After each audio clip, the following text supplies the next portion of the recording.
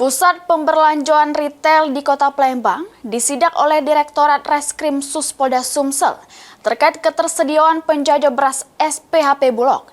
Hasilnya, 2 pusat pemberlanjuan retail yang disidak tidak jajah ke beras SPHP Bulog.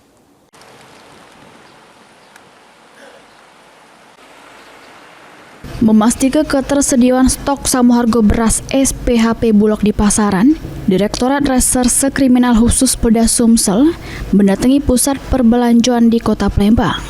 Juru sidaknya, polisi nemukan 2 pusat perbelanjaan retail di Kota Palembang yang tidak jajah ke beras SPHP Bulog. Hal ini disebabkan karena putusnya komunikasi antara pihak retail dengan Bulog serta jarak yang jauh. Sementara itu untuk stok beras dewe, polisi memastikan stoknya cukup.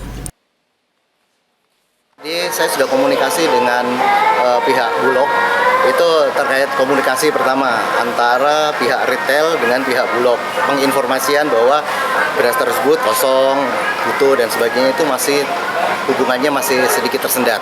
Penginformasian itu yang pertama. Yang kedua, kalau yang di daerah itu terkait dengan jarak transportasi. Nah, itu demikian. Jadi bukan karena barang yang kosong, kan?